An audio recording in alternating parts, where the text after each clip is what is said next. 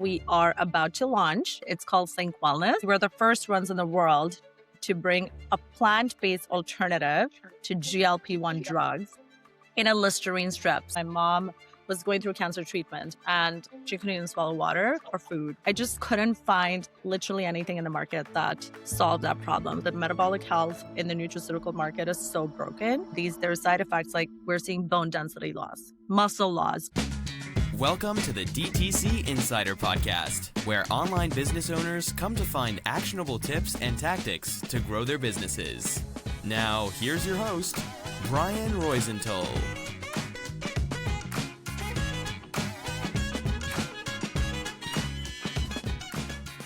Hey, welcome to another episode of the DTC Insider podcast. I'm Brian Roisentul, your host, and today I'm joined by Lekha Vyas. She's the founder of SynQ Wellness. Hey, Lekha, thanks for being on the show. Thanks, Brian. It's good to see you again. Excited to be here. It's actually the second time you're doing this, so it's amazing. Thank you for coming back to the show. Thanks for having me. Let's do this. Yeah, so for those who didn't watch the first episode, of course, that we recorded probably a year or two ago, could you please remind them who you are and what your background is? Yeah, so I am a very long time, more than 15 years, CPG executive. So I've, worked with amazing companies like Procter & Gamble, L'Oreal, Stillwater, private equity. I was in the founding team for JLo Beauty. Then I built my first venture, which was LV Lab. It still exists. It's a skincare brand for everyone. And now I'm building my second company. We are about to launch and we are in early access mode. It's called SynQ Wellness. And it's basically, we're the first ones in the world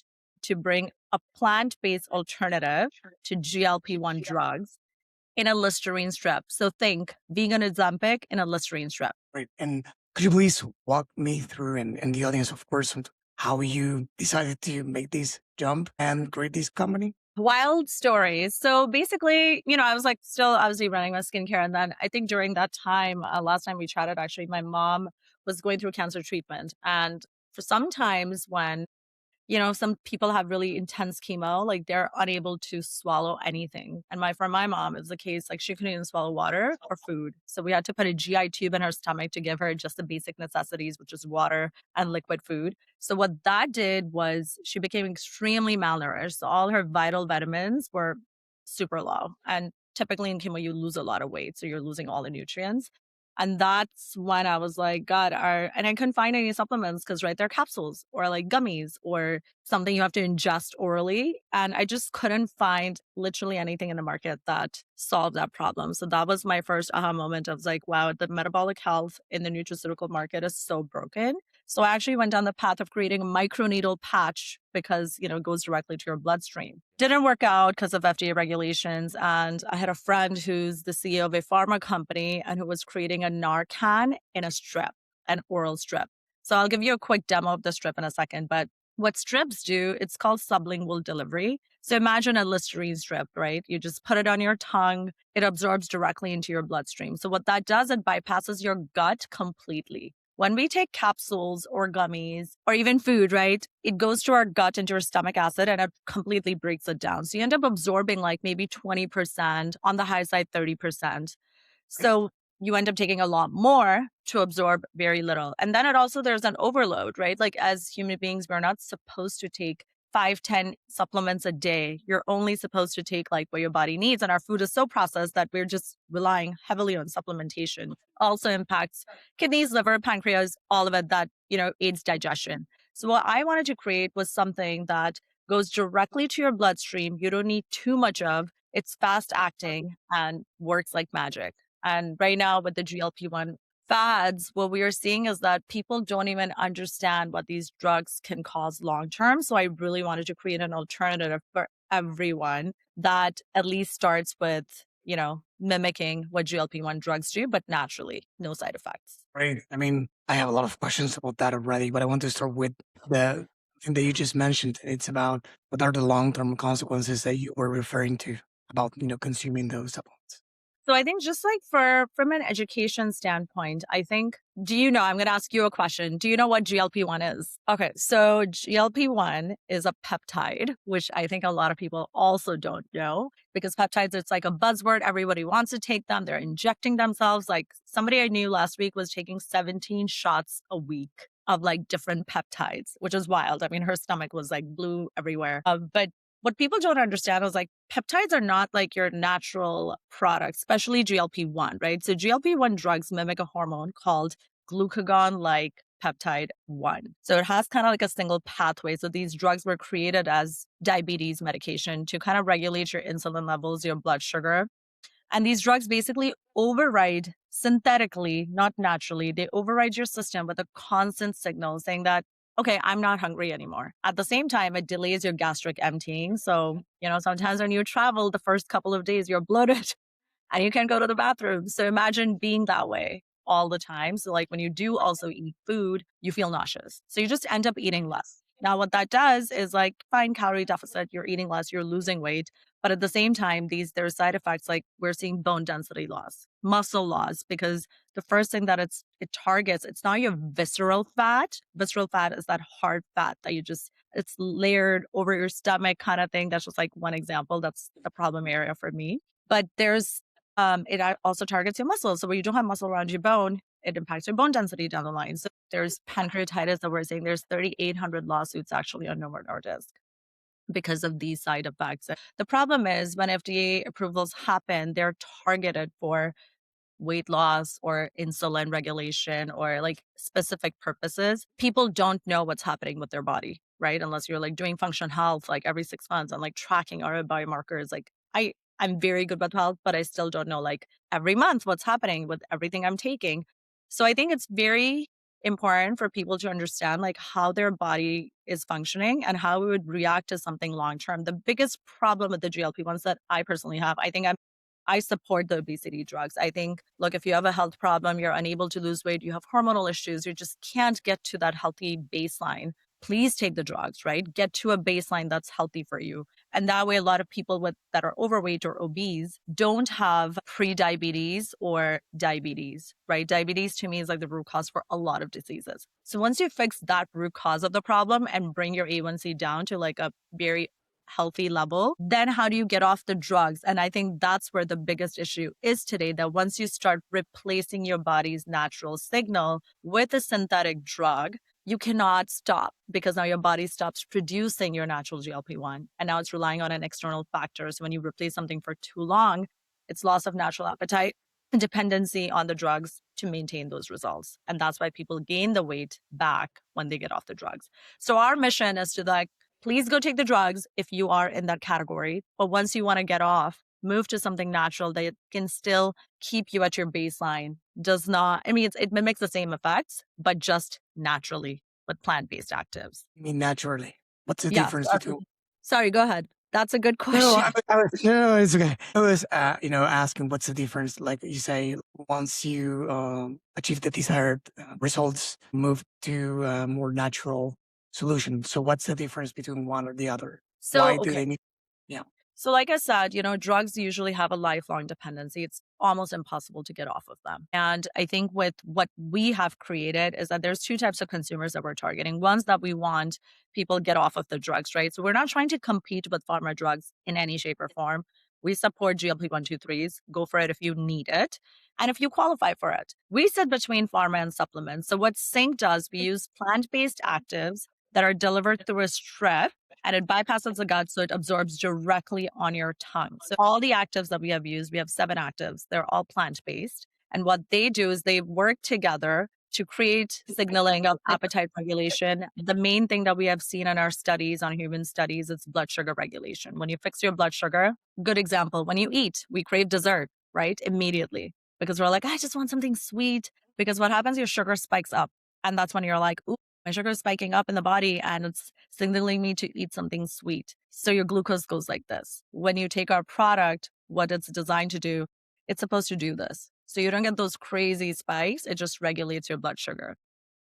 And then it's like 5 metabolic pathways, which is blood sugar, visceral fat loss, AMPK, metabolism, and mood. So combined together, we take plant-based actives to mimic the end goal of the GLP-1 drugs, but naturally. So of course, it doesn't replace anything in your body. It enhances and supports what your body already does, but at a faster speed.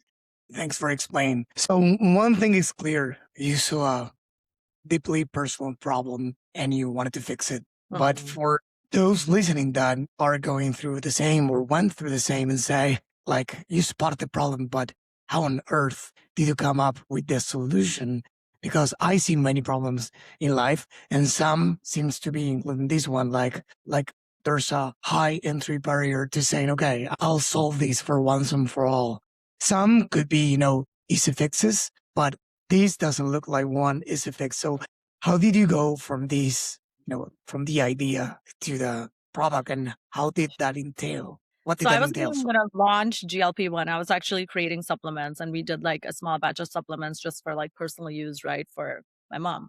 And then after my mom passed, I was just hearing a lot of noise around like women. A lot of my friends are addicted to the GLP-1s. Like they're very skinny. They're 98 pounds or it's underweight. But I think what's happened is that I started seeing a trend of like people don't know what a peptide is, people don't know what GLP-1 is, people don't know what synthetic drugs are, people have no idea what vegan is or natural is versus not natural, right? I think there's just a lot of misinformation and lack of education with the consumer. So that's what drove me to actually create this alternative where I'm just like, look, weight loss is here to stay. What can we do to help this? So for me, that was the goal. And the end result to me was like, why are people hooked onto this GLP-1 drug? And how do we make sure that our reliance on pharma drugs for lifelong therapy for people that don't need it is not there because there is, we're actually improving longevity and lives. So I think we have a huge mission behind every product that we create, but we're starting with the GLP-1.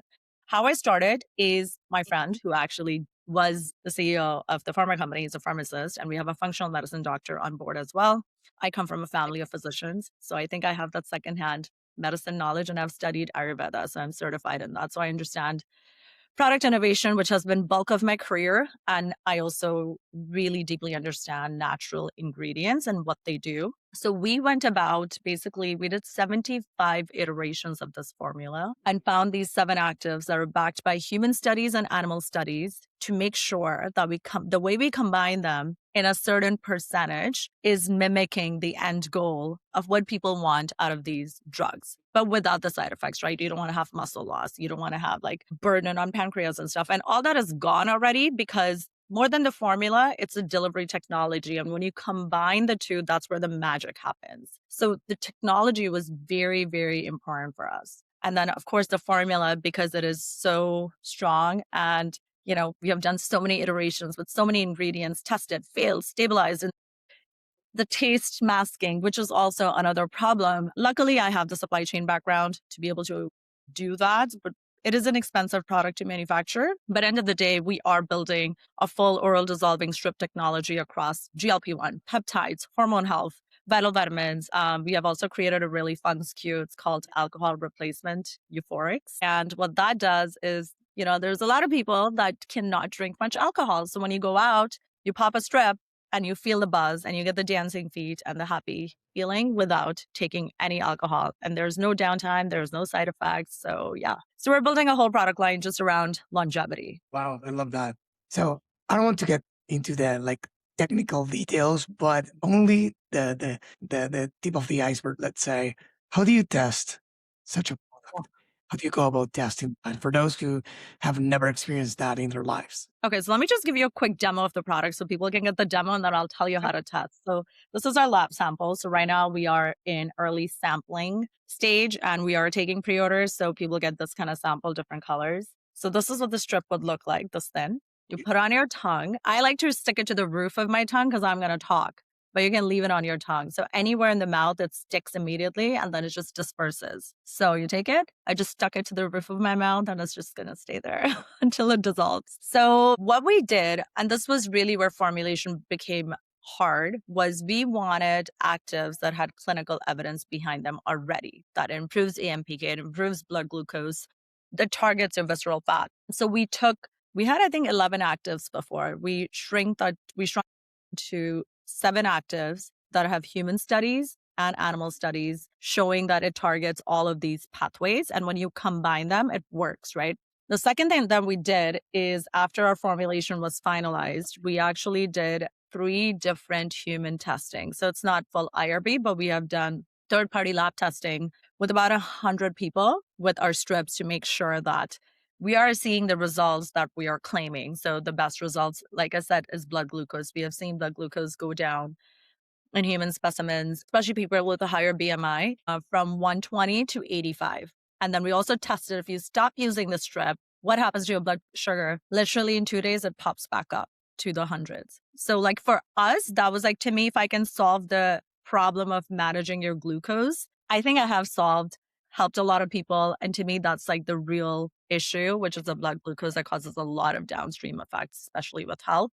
We have seen weight loss, I mean, as early as in 2 weeks, half of our specimens lost about 4 to 7 pounds with 2 strips a day. So our recommendation is that, you take 1 strip for weight maintenance before your meal in the morning, and you take 2 strips like this twice a day before each meal. And if you continue that, then you are going to get weight loss as expected. So in a 6-week study, every single time we studied this, we have seen results anywhere from 8 pounds to 16 pounds in weight loss. That's because, like, what is the effect that causes them to lose weight? That they don't want to, they are not that hungry. Like I said before, they don't crave dessert and all those stuff. Yeah. So like I think when your blood sugar is regulated, you don't have the cravings, right? So it does regulate your appetite. So you don't have the crazy cravings. It also targets your visceral fat. So we don't have the gastric emptying, like we haven't done that, Right. any of that. We don't want that. So it is basically like it controls your cravings and your hunger goes down.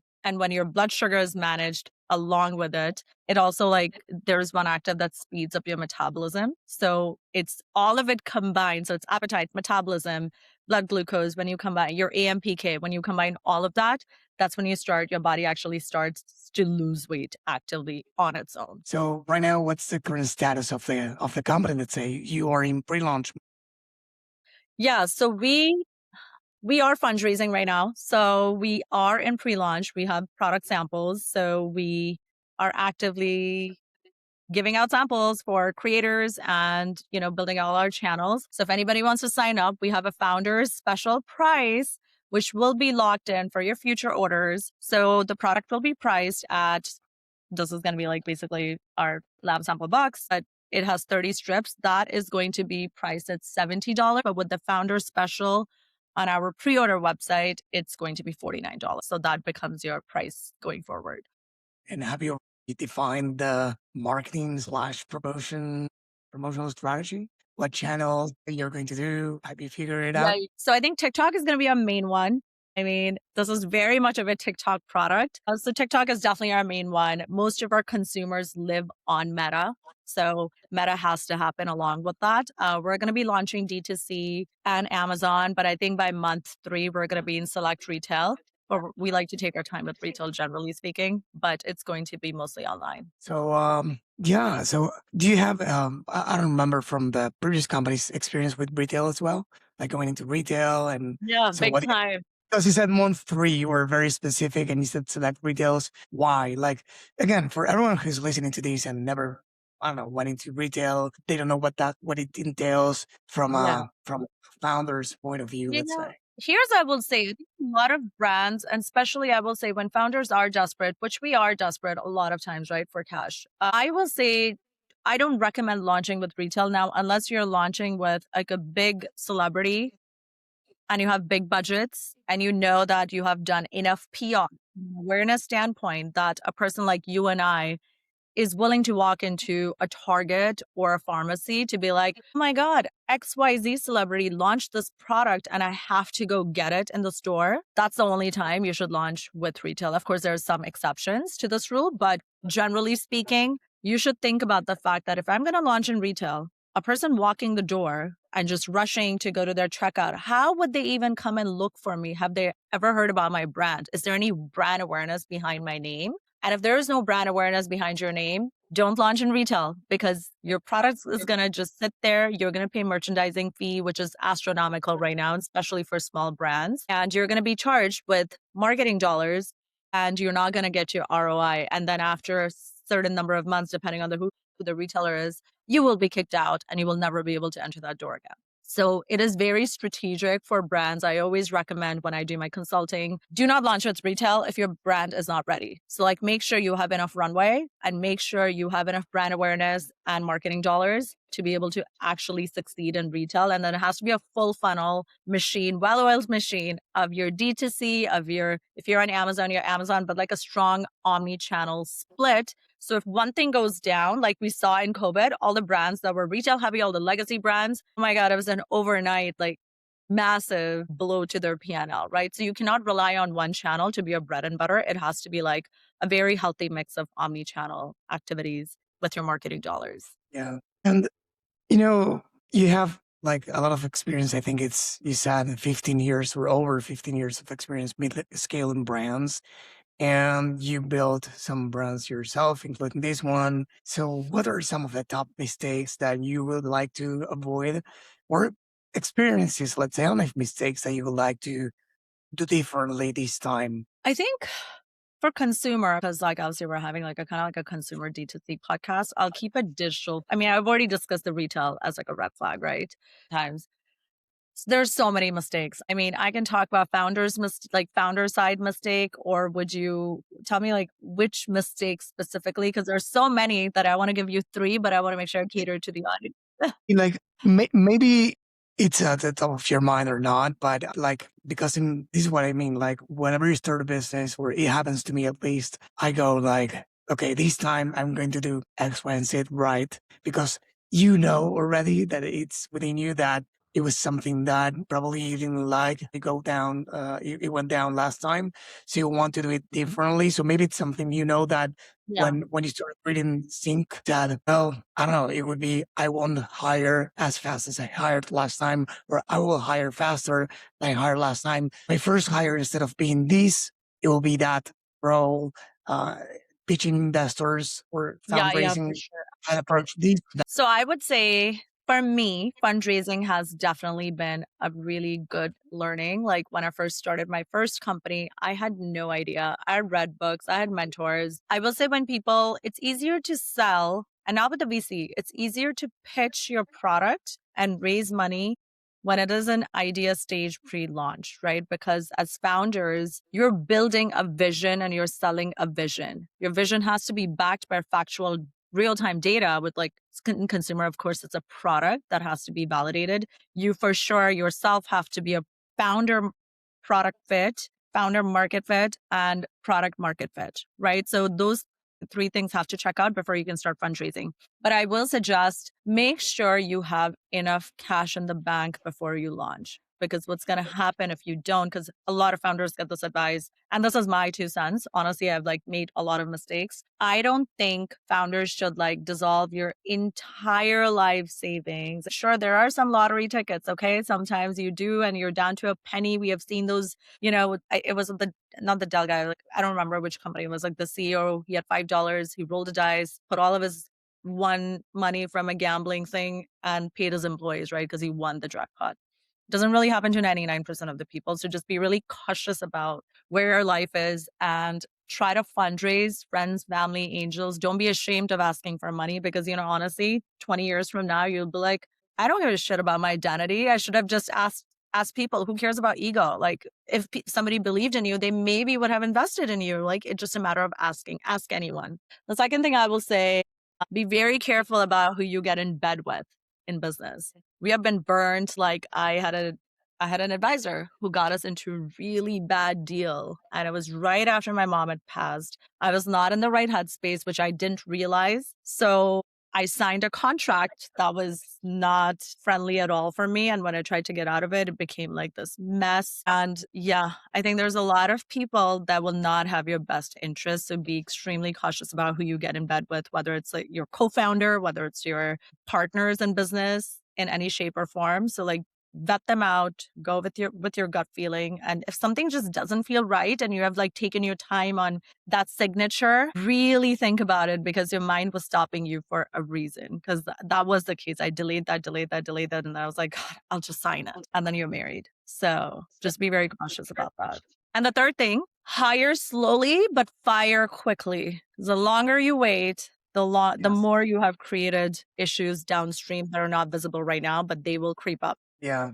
There's a saying that goes something like, if you talked about that person, in not the best way, with somebody else, and said bad things about them or mention things they have probably done wrong more than 2 or 3 times, probably it's a good, Yeah, way that's a good. so you need to do something about it because Exactly. yeah, Exactly. They're not your children, that you can coach them all your life. So it's like, give yourself a threshold of like how many slip ups can you deal with? And then it's like just cut it loose. yeah. In terms of fundraising, I know that it's tricky. There's no right or wrong on these, but sometimes, you just need the money to properly launch.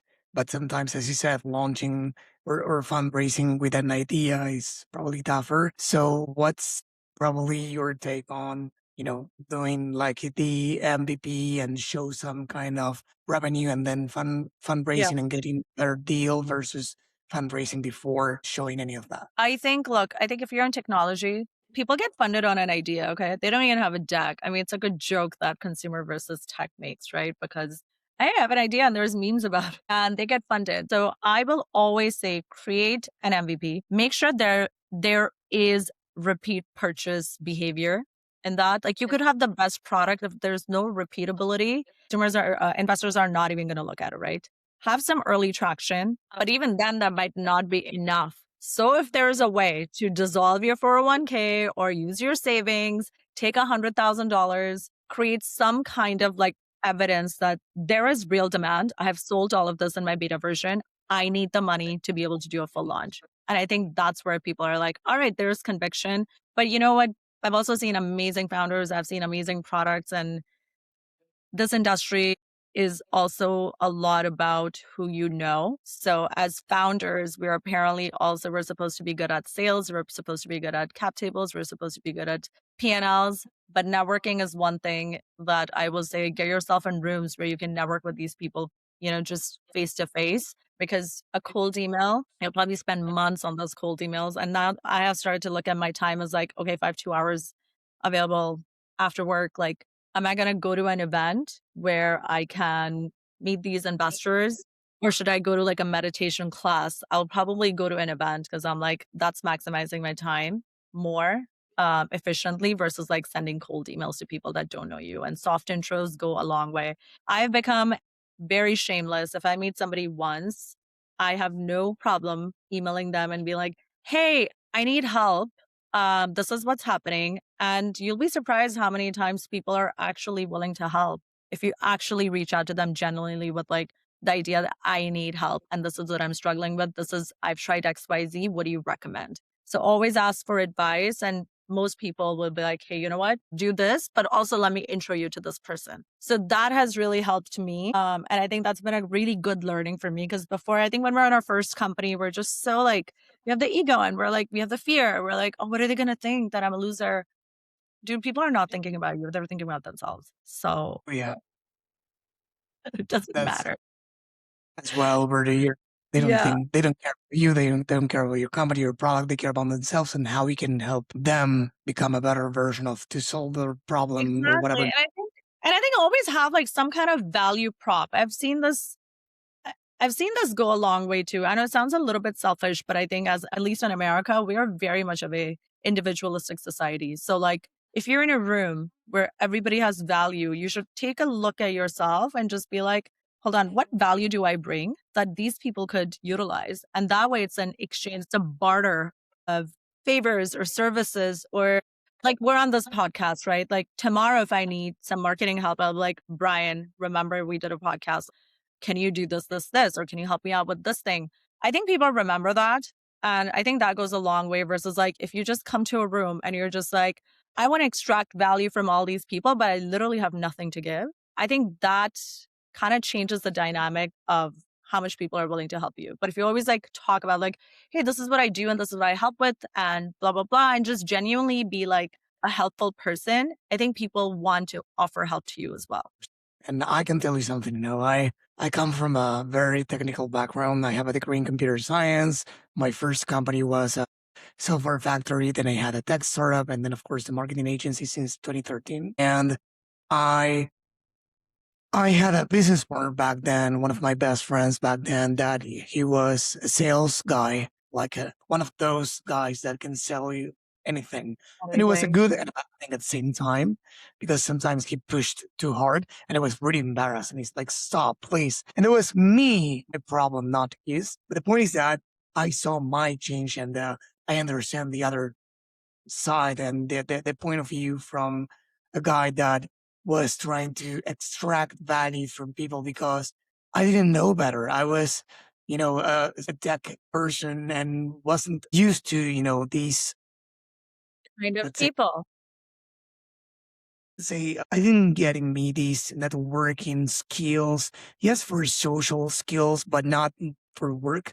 I was really ashamed of asking and interacting with people in that regard. So over the years, thanks to that business partner and many people I met in the middle, I became that next version of myself that I wasn't born with, but you can exercise that. You can exercise that. And to Yeah. your point, you're saying is that I did like many of us cold email. I asked for things and I did some stuff that on one hand I regret, but on the other, it's experience. But now you realize that the less you ask in some contexts, sometimes the more you get. Like, look at me. You are in New York, right? In the US. I'm in Argentina. I started this podcast in 2021, not to sell, but to engage, to meet amazing people that I couldn't meet otherwise because I didn't want to jump on discovery calls because That is one, true. one person would open the door without knowing me, like this guy from Argentina wants a discovery call for what? And second is like, what? It's like a transactional meeting. So I wanted to get to know more, about what was going on in the US market, the founder's mindset, because it's not the same culturally, and Uh, what the market was about, what everyone was about. And I built a network over the years, thankfully, through this and through the newsletter in a country that I'm not present, and it's by giving.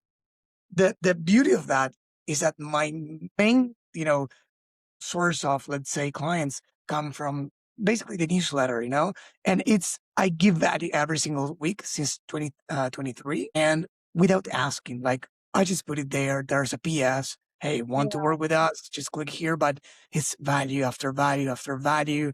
And I learned over the years that you get confused due to these gurus that tell you, Can I ask cold. you, Brian, you have given so much value, right, over the years. And sometimes have you been through the feeling of like, "Ah, I keep giving, what am I going to receive?" Yes, until I saw the results. I was like, you follow two kind of people, two types of people. The hype people, there are plenty of them, and don't get this started with AI. I have two podcasts, this one for the US and one in a studio for Yeah. Argentina. And we interview, experts, AI and e-commerce, big companies, multinational companies. And the hype is getting, the shiny object syndrome, it's getting more, bigger and bigger since AI, because it's like, before it was Need more. Web3, now AI. Like everyone knows how to fire everyone on their team and Yeah.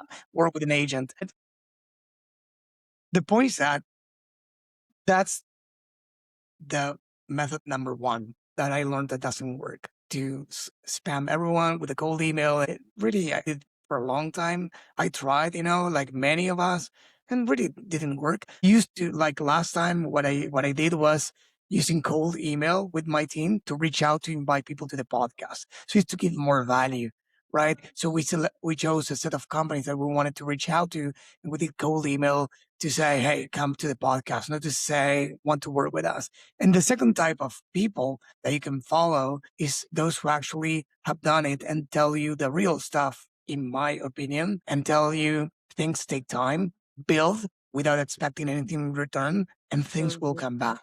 And that's what I did. And for a time, it was exhausting because it's like, but until somebody switched my mind and I stopped the expectation of expecting something in return. And that's, I think, the most rewarding thing because when you give without expecting anything back between quotes, but actually you do expect something back because let's face it, most of us in the beginning, even more we do, you frustrate yourself and say, what am I doing? Am I speaking alone in webinars with 2, 3 people showing up in a newsletter that doesn't have too many subscribers yet until everything starts compounding and giving you that reward that is not a client at first. It's again, more people liking what you do, commenting on what you do, telling you great stuff, Brian, replying to your newsletters, more subscribers, and of course, people reaching out to say, this resonated with me. Can we talk?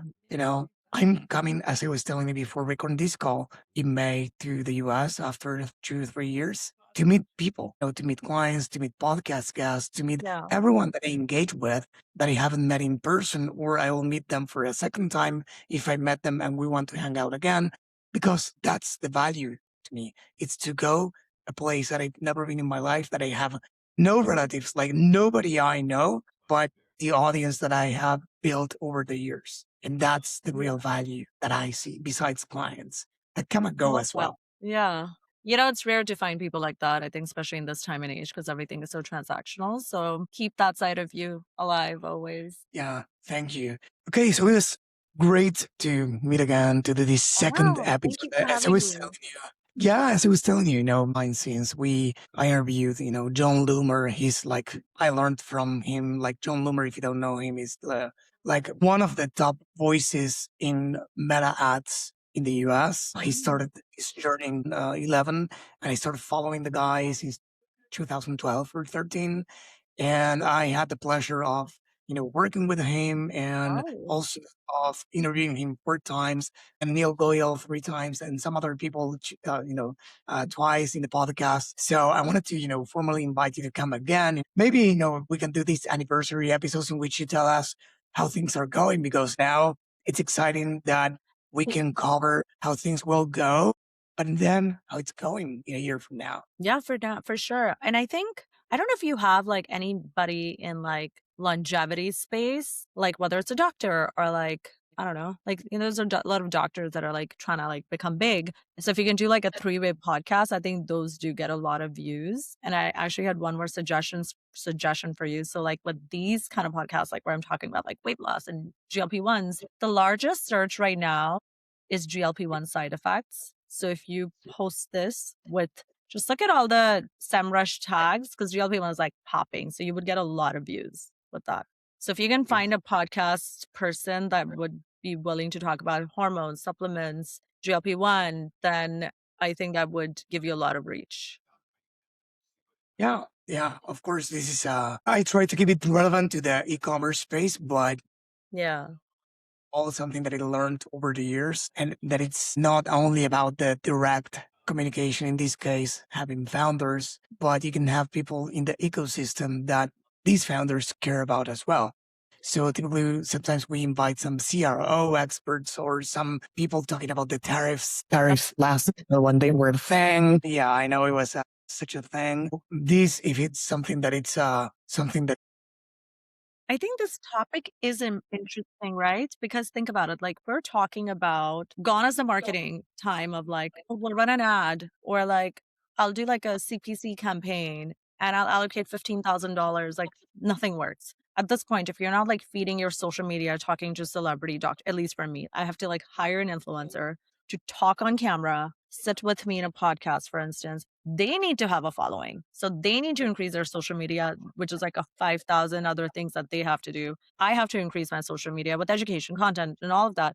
Very different strategies. Then you combine them together, you culminate and compound the number of views and whatnot. And you have to constantly keep doing that. And then you build some brand awareness there, use the content to drive an ad.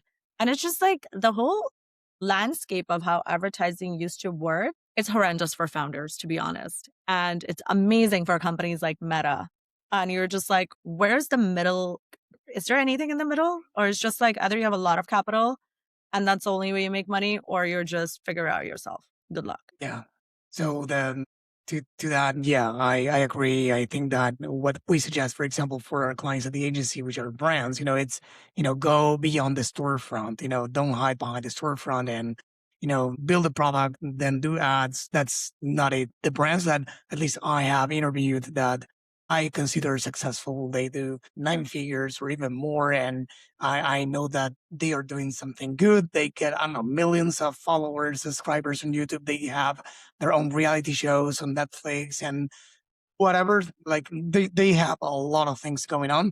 Is because they care about their customers, and caring about customers can go in different ways. And they care about the supply chain as well. And I have beautiful stories that I collected, over the years from them. But yeah, what I think is that human to human, even more in this era of AI, For sure. human to humans, building a network, showing people Yeah. that there's somebody and a team that cares behind the brand, and that you Oh, for engage sure. with them in real life. It's something that no That AI that can will go a replace. long way.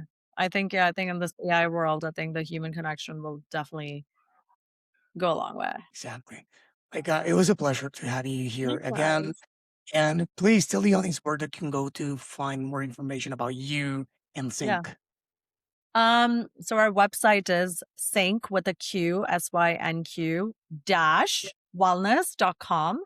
And for me, you can find me on LinkedIn, first name, last name, Lekha Vyas. And I'm very public, so you can DM me and give us a follow on Instagram for our sync channels across TikTok. Instagram is sync_wellness, sync with a Q. And if you want Like, any samples, reach out to me, reach out to the brand DM page and sign up to the pre-order and we'll ship you a sample. amazing. Thank you. And thank you everyone for listening to this or watching this. Why not? As I always say, if you're on YouTube, please subscribe to our channel if you want to keep receiving notifications about the new episodes. And of course, comment on this one if you have any questions about GLP-1 or anything about this episode, of course. And if you are on Apple Podcasts or Spotify, please rate us. And the most important thing that I think that this is why I do it, share it with someone that will benefit from this episode, because that's why at least I do it. And I think you, like, you do what you do because of the same, to help Yeah, I people. So just, if yeah. this is helping you, please share with somebody, with someone that you think that can help them too. So thank you again, One Leica. more thing I just want to add.